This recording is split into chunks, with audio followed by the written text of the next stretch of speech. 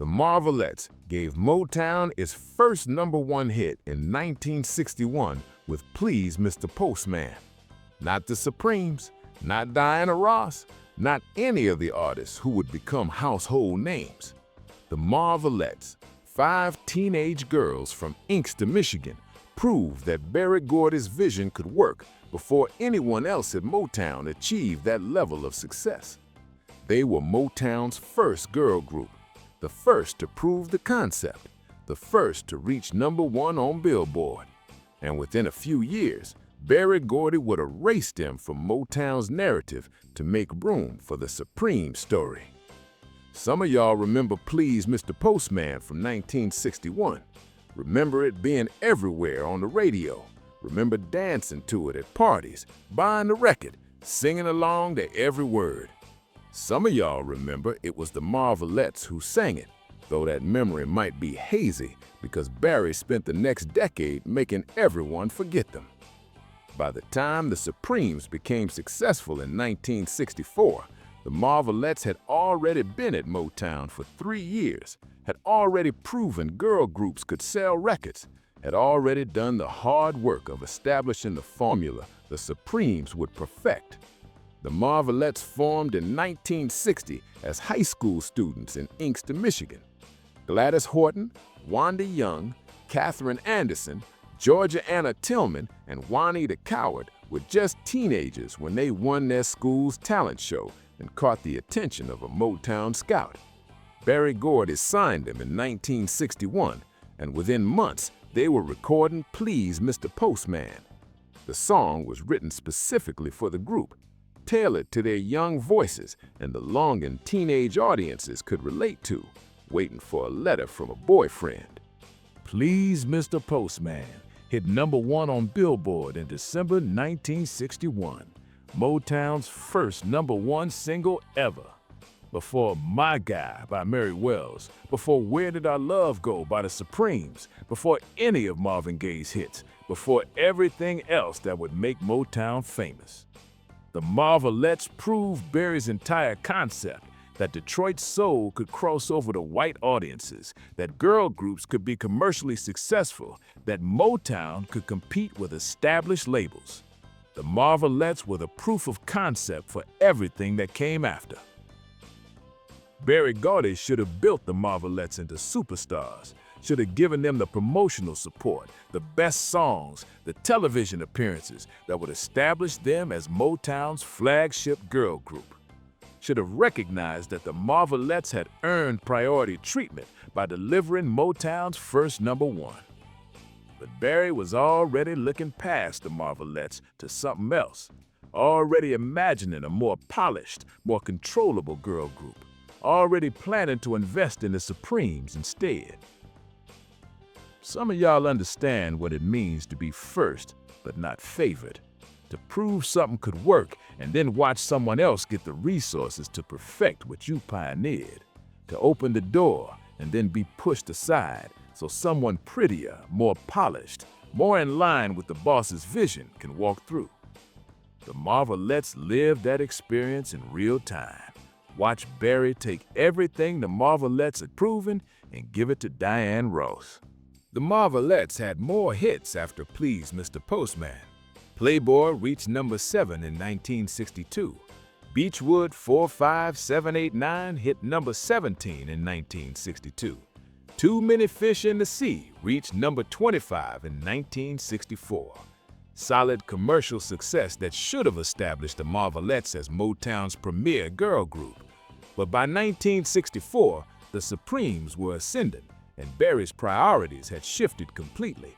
The promotional support dried up, the best songs went to the Supremes, television bookings went to the Supremes, and the Marvelettes watched their career stall while Diana Ross became a superstar. The contrast was stark. The Supremes got Holland-Dozier-Holland vest material. The Marvelettes got whatever was left after the Supremes, Temptations, and Marvin Gaye took first pick. The Supremes appeared on the Ed Sullivan Show regularly. The Marvelettes struggled to get similar exposure. The Supremes toured internationally. The Marvelettes played smaller domestic venues. And every decision Berry made reinforced the same message. The Supremes mattered, the Marvelettes didn't. Berry's reasoning was strategic but brutal. The Supremes fit his vision for crossover success in ways the Marvelettes didn't. Diana Ross could be molded and controlled. The Marvelettes were authentic and less malleable. The Supremes projected sophistication Berry wanted associated with Motown. The Marvelettes were younger, raw, more connected to Black teenage experience. Berry wanted elegance over authenticity, wanted controllable over genuine, and the Marvelettes paid the price for being who they were rather than who Berry wanted them to be. The Marvelettes lineup changed as members dealt with the frustration of being marginalized. Juanita Cowart left early. Georgiana Tillman left in 1965, struggling with health issues that were partly stress-related. The instability made it harder for the group to maintain momentum. But the instability itself was caused by Berry's treatment. When you're not valued by your own label, when you watch another group get everything you should be getting, when your pioneering success is erased to make someone else's story cleaner, some members choose to leave rather than accept diminishment. The final insult came in 1967 when the Marvelettes recorded "The Hunter Gets Captured by the Game." It was a beautiful song, one of their best recordings, showcasing the vocal maturity the group had developed over 6 years. The song reached number 13 on Billboard, respectable but not huge. It should have gotten massive promotional support. It should have been the single that re-established the Marvelettes as major artists. Instead, Berry gave it minimal promotion, put resources into Diana Ross and the Supremes instead, let the Marvelettes' potential hit peak at number 13 when it could have been number 1 with proper support. Some of y'all remember "The Hunter Gets Captured by the Game" and thinking it should have been bigger. Remember recognizing the Marvelettes' talent and wondering why Motown wasn't pushing them harder. Remember feeling the injustice of watching genuinely talented artists be sidelined for Berry's favorites. That feeling was accurate. The Marvelettes deserved more than Berry gave them, deserved to be remembered as pioneers instead of footnotes. By the late 1960s, the Marvelettes were essentially finished at Motown, still recording occasionally, but with diminishing resources and relevance. The Supremes were the only girl group that mattered in Berry's vision. The Marvelettes, who had proven the concept, who had delivered Motown's first number 1, who had established the template, were erased from the narrative. And when Motown celebrated its success in the decades that followed, the Marvelettes barely got mentioned. The story started with the Supremes, as if girl groups had never existed at Motown before Diana Ross. The Marvelettes officially disbanded in 1970 after being essentially inactive for years. No farewell tour, no celebration, no acknowledgement from Berry Gordy that the Marvelettes had made Motown's success possible by proving the concept in 1961. They just faded away while Berry promoted the Supremes, Martha and the Vandellas, and every other group that came after the Marvelettes but got more recognition than the group that had been first. Some of y'all watched the Marvelettes disappear and felt the wrongness of it, felt that a group who'd given Motown its first number 1 hit deserved better than being forgotten, felt that the young women who'd proven Berry's entire vision could work should have been celebrated rather than erased, felt the injustice of a system that used the Marvelettes to establish viability and then discarded them when something prettier came along. That feeling was justified. The Marvelettes were used and discarded by Berry Gordy's machine. Wanda Young, the Marvelettes' lead singer after Gladys Horton, later spoke about feeling erased by Motown's history, spoke about how the Supremes got all attention while the Marvelettes were treated as if they'd never mattered, how Berry never acknowledged their contributions. Wanda's testimony matters because it confirms what many suspected, that Motown's official history was selective, that Berry chose which artists to celebrate and which to forget, and that the Marvelettes were deliberately forgotten to make the Supreme story seem more singular and impressive. Gladys Horton, the original Marvelettes lead singer, died in 2011 without ever receiving the recognition she deserved. Gladys sang lead on Please Mr. Postman, Motown's first #1, and should have been celebrated as a pioneer, should have been honored at Motown anniversaries, should have been positioned in music history as the woman who proved Berry Gordy's vision could work.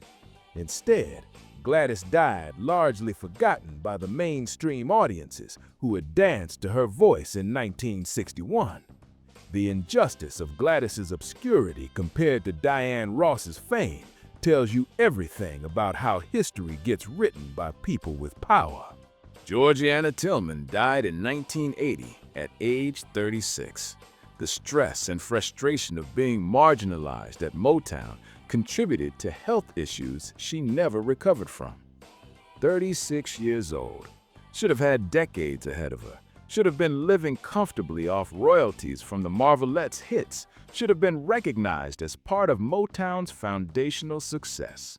Instead, Georgiana died young, another casualty of Berry Gordy's system that consumed artists and gave back nothing. The surviving members have tried keeping their legacy alive through occasional performances and interviews. Katherine Anderson has spoken publicly about Berry's erasure. Wanda Young performed with various iterations of the group over the years. But without Motown's institutional support, without Berry acknowledging their importance, the Marvelettes' story has remained largely unknown to generations who know every detail of the Supreme success but have never heard of the group that came first. The Diana Ross has never publicly acknowledged that the Supreme success was built partly on the foundation the Marvelettes established, has never mentioned that the Marvelettes proved girl groups could succeed at Motown before the Supremes existed, has never used her platform to give the Marvelettes credit. Diana's silence on the Marvelettes is consistent with Diana's general approach to acknowledging the women who came before her or competed with her. Pretend they don't exist, and maybe history will forget them too. The question that haunts the Marvelettes' story is what their career could have been with equal support if Berry had given the Marvelettes the same promotion he gave the Supremes, if the best Holland-Dozier songs had gone to the group that proved the concept rather than to the group Berry personally favored, if television appearances and international tours had been allocated to the group with the longest track record rather than to Berry's latest priority. Would the Marvelettes be remembered as icons instead of footnotes? The alternate history feels tragically possible. The Marvelettes' legacy should be understood as foundational to everything Motown achieved with girl groups. Please Mr. Postman wasn't just a hit. It was proof that Berry Gordy's entire vision could work commercially. It was the first domino that made everything else possible. Without the Marvelettes' success in 1961, Berry might not have had the confidence to invest in the Supremes in 1964. Without the Marvelettes proving the girl group formula, Motown's entire trajectory might have been different. The Marvelettes made the Supremes possible, and Berry repaid them with erasure. Some of y'all have always known the Marvelettes deserved more recognition, have always felt Please Mr. Postman should be celebrated as Motown's foundational hit, not a footnote, have always recognized that the young women who proved Berry's concept should be honored alongside or even above the artists who came later and perfected what the Marvelettes pioneered. That knowledge matters. That memory keeps the Marvelettes real instead of letting Berry's version of history be the only version. The Rock and Roll Hall of Fame inducted the Marvelettes in 2024, decades late after most original members had died. The belated recognition doesn't erase the injustice of how long the Marvelettes were ignored, doesn't address the fact that Gladys Horton and Georgiana Tillman died without seeing their contributions properly acknowledged, doesn't fix the decades when Berry's version of Motown history simply pretended the Marvelettes had never mattered. Berry Gordy's legacy includes erasing the Marvelettes from Motown's story to make the Supremes' success seem more revolutionary than it actually was. The Supremes perfected what the Marvelettes pioneered. That's historical fact. But Berry's narrative required the Supremes to be positioned as first, as revolutionary, as unprecedented. The Marvelettes' existence complicated that narrative, so Berry simplified things by forgetting the Marvelettes existed. That erasure was strategic and deliberate and continues to shape how Motown's history gets told. Diana Ross's legacy includes benefiting from the Marvelettes' erasure without ever acknowledging it. Every time Diana is called Motown's first successful female artist, the Marvelettes are being forgotten. Every time the Supremes are positioned as the girl group that proved the concept could work, the Marvelettes' 1961 #1 is being erased. Every time Diana accepts praise for pioneering something the Marvelettes actually pioneered, Diana is complicit in Berry's historical revisionism. Diana could correct a record. Diana chooses not to. The Marvelettes deserve to be remembered as Motown's first girl group, as the artists who gave Berry his first #1, as the women who proved the concept before anyone else achieved that success. They deserve to be positioned in music history as pioneers whose contributions made everything that followed possible. They deserve recognition equal to or greater than the Supremes, because the Marvelettes came first and did it with less support and fewer resources. They deserve all of that. History has given them almost none of it. Do you remember the Marvelettes? Do you remember Please Mr. Postman being Motown's first #1 hit? Drop a comment sharing your memories of the Marvelettes, or tell us about other artists who were first but forgotten. Hit that like button and subscribe so you never miss another trip down memory lane. And remember the Marvelettes, because Berry Gordy would prefer you didn't.